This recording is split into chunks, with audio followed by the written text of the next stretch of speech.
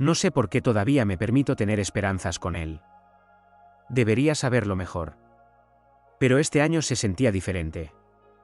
O al menos eso me decía a mí mismo. Mi madre iba a cumplir 55 años y pasé meses planeando algo que quizá por fin significara algo o, al menos, les demostrara que todavía lo intentaba. Nunca fue del tipo cariñoso. Cuando nos dejó, yo tenía 10 años, desapareció durante 6. Volvió como si nada hubiera pasado y fingió que simplemente era parte del fondo. Mi padre no protestó. Nunca lo hacía. Y mi hermano menor, Daniel, que nació después de que ella regresara, fue el botón de reinicio. Todo fue para él. Atención, cariño, expectativas. Yo era la vieja noticia de la familia. Pero pensé que tal vez un gesto cambiaría algo. Que si daba lo suficiente, por fin sería suficiente. Así que para su cumpleaños número 55, ahorré y le compré un coche. Nada ostentoso, pero nuevo, práctico, limpio. Me imaginaba cómo sería sorprenderla, darle las llaves después de cenar, decirle que era de parte mía y de los niños.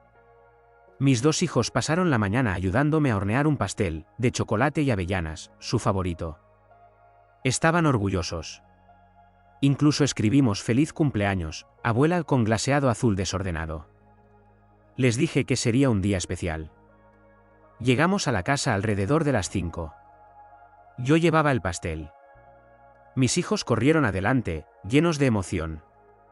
Apenas llegué a los escalones del porche cuando la puerta se abrió y mi padre estaba allí. Sin sonrisa, sin bienvenida. Solo me miró y dijo, no hagas una montaña de un grano de arena. Eso fue todo. Sin feliz cumpleaños, sin hola.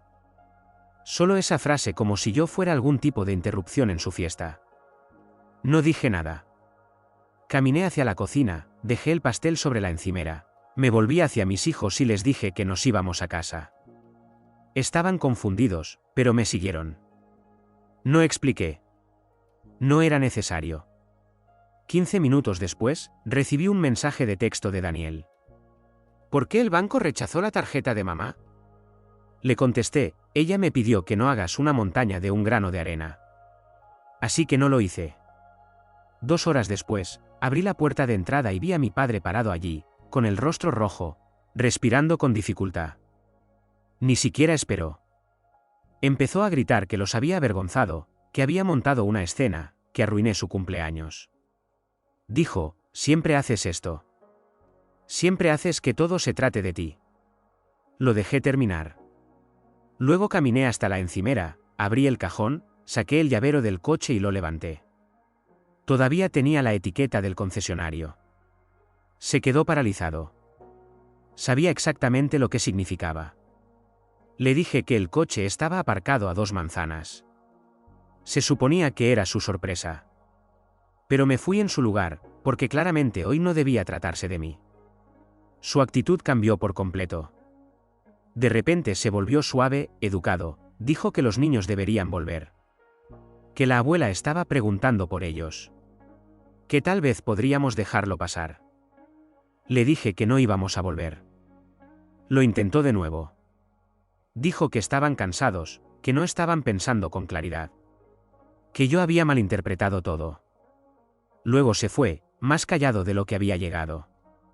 Esa noche vi su publicación en Facebook. Montones de fotos de la fiesta. El pastel que hicimos estaba en todas, pero me habían eliminado del grupo familiar. No me etiquetaron. Y el pie de foto, qué tristeza que nuestro amado hijo no pudiera venir hoy. Te extrañamos. Fue repugnante. Y ahora tenía ese coche caro aparcado afuera burlándose de la idea de que alguna vez pudiera comprar mi lugar. En esta familia. No sabía qué hacer con él. Solo sabía que no iba a dárselo a ellos. No dormí mucho esa noche después de ver la publicación. Se quedó en mi cabeza como una mosca zumbando. Esas sonrisas falsas, ese pastel en el centro de todas las fotos, el pie de foto. Qué tristeza que nuestro amado hijo no pudiera venir hoy. Te extrañamos.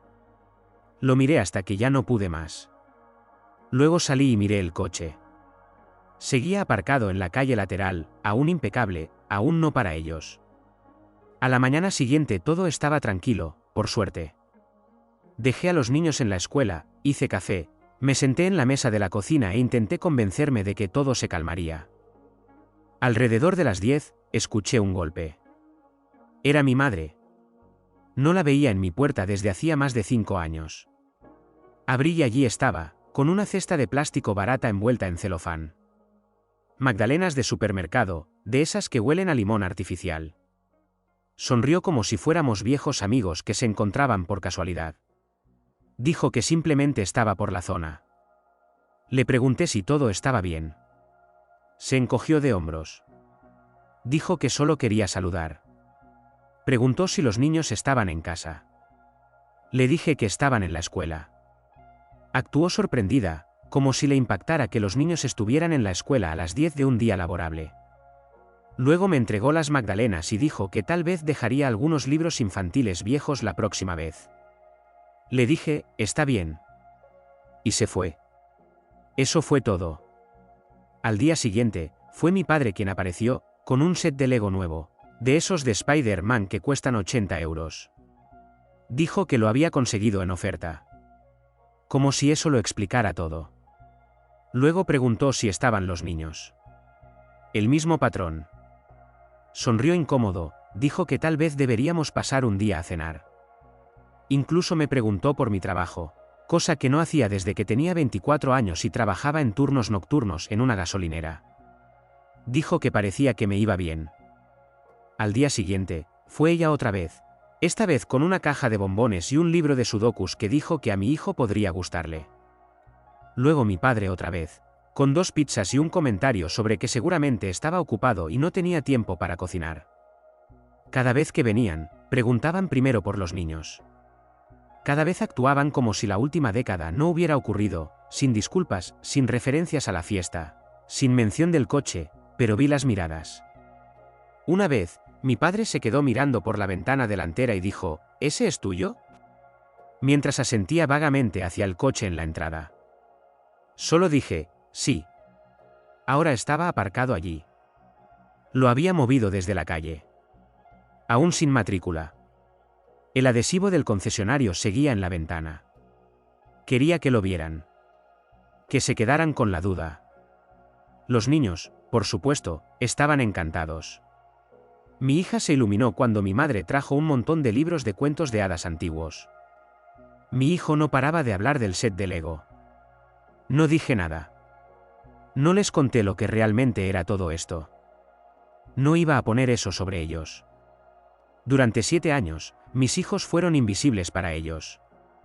Sin ofertas de cuidado, sin visitas aleatorias.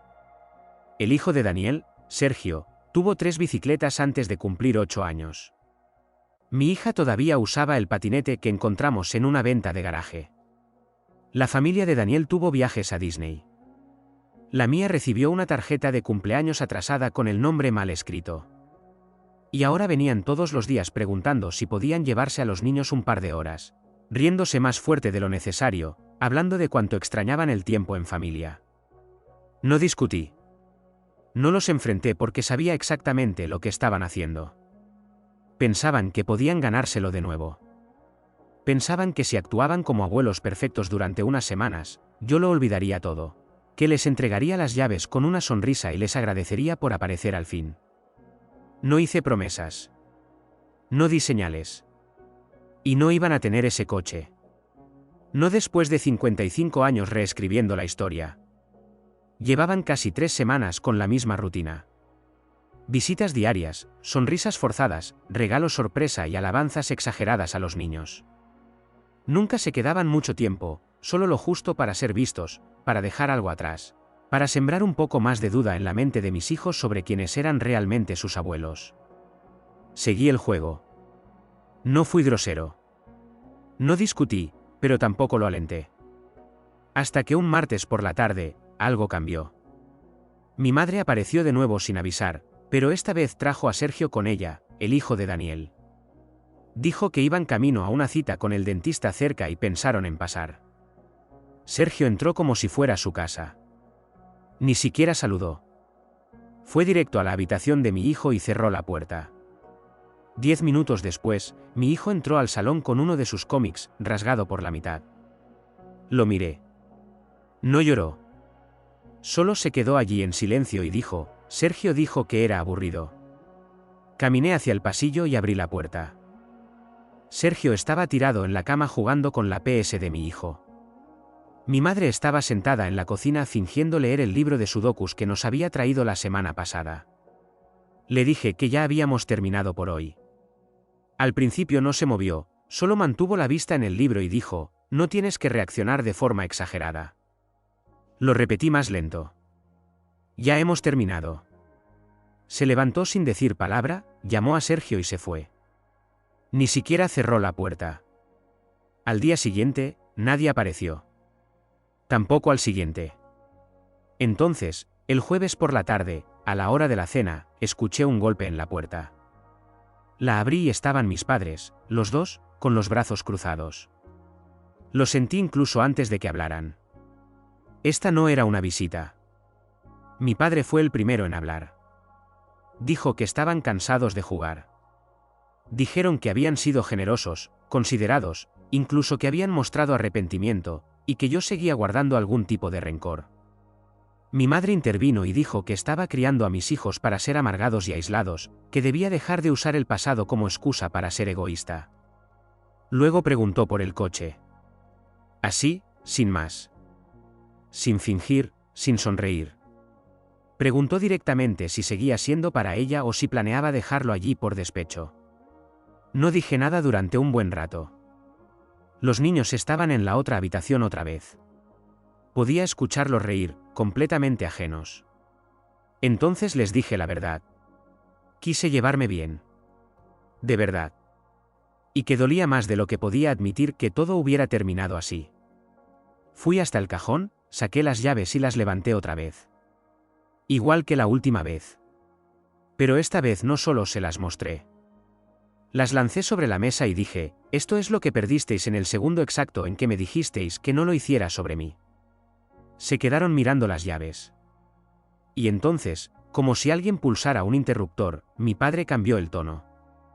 Dijo que estaba siendo dramático. Preguntó si los niños querían ir a casa de la abuela. Dijo que ella los estaba esperando. Que Sergio estaría allí y que esta vez tenían pastel de la panadería. Sonrió como si nada hubiera pasado. Negué con la cabeza y dije que no irían. Él se rió, corto y falso, y dijo, sabes que todavía te están esperando, ¿verdad? Solo están un poco molestos, eso es todo. No respondí, solo esperé. Finalmente se fueron. Esta vez no enfadados, solo confundidos o quizá desconcertados. Más tarde esa noche, volvieron a publicar en Facebook. Más fotos de la fiesta. Otro pie de foto forzado. Qué pena que nuestro amado hijo no pudiera venir. Le guardamos una porción. Intenté ignorarlo, pero entonces vi algo más. Me habían eliminado de nuevo de la cuenta. Y esta vez, mi hija se acercó y me preguntó por qué la abuela había dicho en internet que no vine porque tenía cosas más importantes que hacer. Ni siquiera sabía cómo explicar eso a una niña. Ese fue el momento en que supe que esto ya no se trataba del coche. Esto se trataba de control, de reputación, de la narrativa. Y ellos la estaban perdiendo por completo. Al final de la tercera semana, el patrón estaba claro. Habían dejado de intentarlo. No más visitas diarias. No más apariciones con sudokus o magdalenas o cajas de cereales que fingían ser especiales.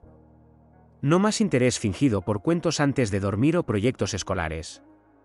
Mi porche, que antes era su escenario, volvió a estar en silencio, tranquilo, pero frío. Al principio pensé que quizá por fin lo habían entendido. Que tal vez se habían mirado en el espejo y vieron lo que yo veía.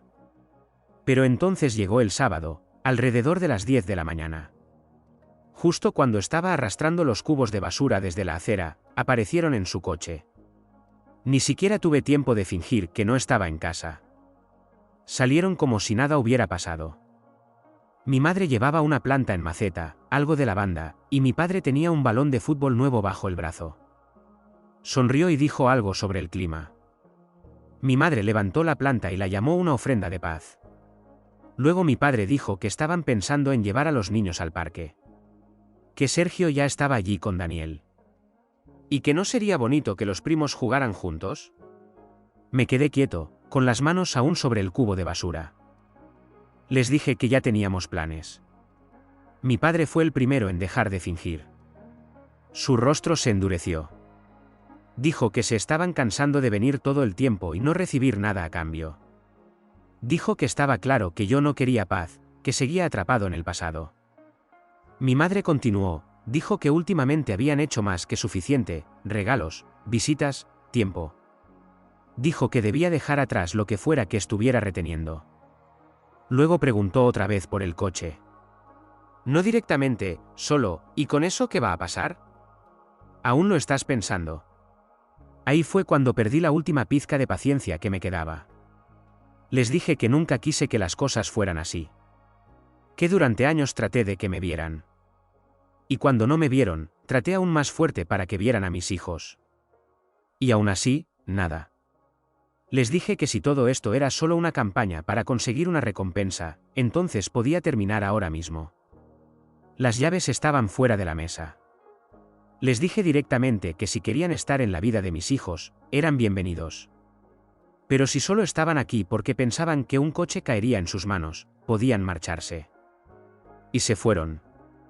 Pero no sin que mi padre se girara y dijera, ¿sabes qué, Santi? Lo has hecho todo mucho más difícil de lo que tenía que ser. No dije ni una palabra. Llegó el lunes. Luego el martes. Sin llamadas, sin visitas. El silencio ya me resultaba familiar, y esta vez sabía que era definitivo. Luego me enteré por un vecino, porque, por supuesto, tenía que ser un vecino, que mis padres le habían dicho a la gente que yo me había negado a reconectar. Que los había alejado después de que intentaran tanto. Daniel apoyó esa versión. Dijo que yo tenía problemas con la familia. Que seguía resentido. Y fue entonces cuando cesaron los regalos para los niños. No solo las visitas, todo. El cumpleaños de mi hija vino y se fue. Sin tarjeta, sin llamada. Mi hijo preguntó si la abuela se había olvidado de él. No sabía cómo responder eso sin romper algo dentro de mí. Me sorprendí mirando el coche otra vez esa noche. Estaba tan orgulloso cuando lo compré. Hice horas extra, ahorré cada dólar extra, cancelé vacaciones. Ni siquiera era para mí. Eso era lo peor. Nunca lo fue. Ahora solo estaba aparcado allí, sin hacer nada. Solo un recordatorio. Empecé a buscar las políticas de devolución. No esperaba que desaparecieran por completo, pero lo hicieron. Un día aparecían con libros ilustrados y promesas. Al siguiente, se habían ido como si nunca hubieran existido. Sin más mensajes, sin llamadas, sin intentos incómodos de dejar sobras o preguntar por los deberes escolares de los niños. Se quedaron en silencio y así permanecieron. Al principio pensé que solo se estaban reagrupando, tal vez probando un nuevo enfoque. Pero pasaron semanas. Llegó el cumpleaños de mi hija. Nada. Ni un fups, lo olvidamos. Ni siquiera una publicación en Facebook. Fue entonces cuando realmente les afectó a los niños. Esa noche, mi hija me preguntó si la abuela estaba enfadada con ella. Le dije la verdad, que nada de esto era culpa suya. Que a veces los adultos toman decisiones extrañas cuando no consiguen lo que quieren. Pero podía notar que no lo entendía del todo. ¿Cómo iba a hacerlo? Lo curioso era que su ausencia se sentía casi más fuerte que su presencia. Ya no quedaba familia. Daniel y yo no nos hablábamos. Mis padres estaban haciendo vaya uno a saber qué, fingiendo que yo no existía. Los únicos que nunca cambiaron fueron los niños, aún felices, aún haciendo preguntas que no sabía cómo responder. El coche seguía en la entrada. Ya había comenzado el papeleo para devolverlo. Por supuesto, el concesionario lo aceptó de vuelta, pero con una penalización.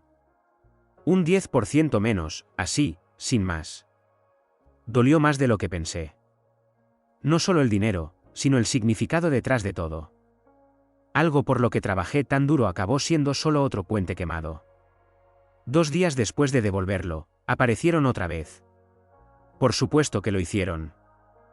Mi padre estaba de pie en el porche como si nada hubiera pasado. Sin llamar, sin avisar, solo tocó el timbre y esperó. Abrí la puerta. No preguntó cómo estaba. No preguntó por los niños. Solo dijo que necesitaban ayuda. 4.000 euros. Sin explicación. Sin detalles. Solo eso. Lo dijo con calma, como si estuviera pidiendo un favor a un viejo amigo. Lo miré y no sentí nada. Ni culpa, ni necesidad de arreglar nada. Solo una claridad abrumadora. Le dije que no. Sin pensarlo 2 veces. Me miró un segundo más, luego se dio la vuelta y se fue. Sin discusión, sin enfado. Solo el sonido silencioso de sus pasos bajando del porche y alejándose. Luego cerró la puerta de un golpe. No fuerte, pero lo suficiente como para dejar claro su punto. No he sabido nada de ninguno de los dos desde entonces. Los niños todavía hacen preguntas de vez en cuando, pero cada vez menos. Y nunca sé muy bien qué decir. No quiero envenenar su visión de la familia, pero tampoco voy a mentirles. Algunas noches me quedo despierto pensando que tal vez debería haberles dado el coche. Tal vez habría sido más fácil, pero ese pensamiento no dura mucho. Ellos tomaron su decisión hace mucho tiempo. Y ahora yo he tomado la mía. No lo noté de inmediato. La paz. Al principio la confundí con simple silencio, como después de una tormenta cuando todavía esperas un trueno que nunca llega. Luego, una mañana, me di cuenta de que nadie los había mencionado en semanas. Sin llamadas, sin golpes en la puerta, sin publicaciones en Facebook cargadas de culpa. Ni siquiera comentarios pasivo-agresivos de amigos en común. Era como si por fin lo hubieran aceptado. O tal vez solo se cansaron de fingir. Y la vida, de alguna manera, no colapsó. Los niños estaban muy bien. Mi hija tenía una nueva amiga en la escuela y estaba aprendiendo a trenzarse el pelo sola. Mi hijo se unió al club de ajedrez del colegio y venció a un niño de quinto en su segunda semana. Yo estuve allí para todo. Cada feria de ciencias, cada noche de juegos, cada cita con el dentista. Nadie canceló a última hora. Nadie fingió que se había olvidado. Todavía tenía momentos en que el peso de todo intentaba colarse de nuevo. Sobre todo por la noche, cuando la casa estaba en silencio y miraba ese cajón donde solían estar las llaves del coche. El recuerdo del coche ya no se trataba del dinero. Era lo que simbolizaba. Que yo pensaba que el amor podía ganarse con suficiente esfuerzo, con suficiente sacrificio. Y entonces, un martes, el karma por fin les tocó el hombro. Un amigo del trabajo, cuya esposa es amiga de la esposa de Daniel, me dijo que estaban teniendo serios problemas financieros. Por lo visto, mis padres habían firmado un préstamo para Daniel. Un negocio, una reforma, o como sea que él llamaba a perseguir dinero sin tener un plan. Todo salió mal rápido. El contratista desapareció. El comprador se echó atrás. De repente estaban hundidos. Mis padres intentaron que Daniel asumiera su parte, pero él ya estaba saliendo. Y sin poder presionarlo, se quedaron atrapados. Pagos de la casa, impuestos atrasados, penalizaciones. Empezaron a vender cosas. Dejaron de salir. Incluso se perdieron el cumpleaños de Sergio, según Facebook, que todavía podía ver desde la cuenta de mi hija. No me reí. No sonreí. Pero tampoco sentí lástima. 2 semanas después aparecieron. Era al atardecer. Estaba cocinando. Mi madre fue quien tocó el timbre. Se veía más delgada, un poco más vieja, sin maquillaje, sin expresión fingida. No preguntó por los niños. No ofreció un abrazo. Solo dijo que estaban pasando por algo difícil, y que si podía ayudar con 4.000 euros, les haría una gran diferencia. Dijo que era solo hasta que arreglaran todo. Que me lo devolverían, claro. Le pregunté si recordaba la última vez que me pidió dinero.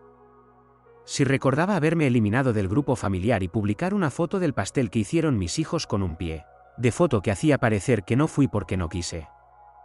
Si recordaba las navidades con la cara de Sergio en el centro, mientras que mis hijos ni siquiera eran etiquetados. No respondió. Le dije que no hacía falta explicar nada más. Que esperaba que las cosas les salieran bien. Pero que yo no era un banco. Ya no y mucho menos para quienes solo aparecían cuando todo ardía. Cerré la puerta. Sin gritos, sin insultos. Solo se dio la vuelta y caminó de regreso al coche, despacio, como si ya supiera que no funcionaría, pero igual tenía que intentarlo. No supe más de ellos. Daniel no me habla desde hace más de un año. Silencio total, como si hubieran desconectado su vínculo con nuestras vidas. Nada de cenas familiares, fotos, ni chismes indirectos. Ni siquiera creo que mencionen mi nombre ya. Al principio los niños lo notaron, pero con el tiempo dejaron de preguntar.